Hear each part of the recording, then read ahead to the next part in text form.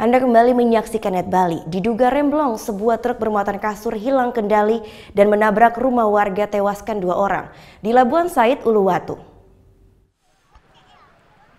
Nasib malang menimpa Niwayan Aliani 43 tahun dan seorang balita, Hana Maharani berusia 3 tahun, akibat sebuah truk bermuatan kasur menabrak keduanya persis di depan rumah korban. Peristiwa yang terjadi Rabu siang di Jalan Pantai Labuan Said, Uluwatu, Kuta Selatan ini bermula saat korban yang baru tiba di depan rumah dengan sepeda motor yang dikendarainya. Tiba-tiba sebuah truk bermuatan kasur menyeruduk rumah dan menabrak kedua korban yang masih duduk di sepeda motor. Akibatnya korban tewas di tempat kejadian dan sopir serta kernet truk mengalami luka parah dan patah tulang akibat tergencat di dalam truk. Polisi menduga kecelakaan terjadi akibat truk yang hilang kendali karena remblong.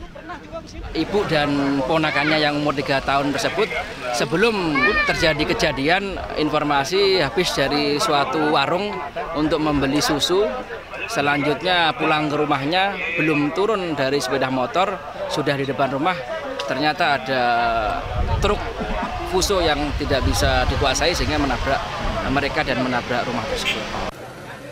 Supir truk berhasil dievakuasi oleh warga, sedangkan kernet yang tergencat di dalam truk berhasil dievakuasi setelah tim SAR gabungan melakukan pemotongan pada badan truk. Sementara evakuasi 2 korban meninggal dunia baru bisa dilakukan setelah truk ditarik mundur. 2 korban luka berat dan 2 korban tewas kemudian dilarikan ke Rumah Sakit Sanglah untuk penanganan lebih lanjut. Surya Sanjaya melaporkan untuk NET.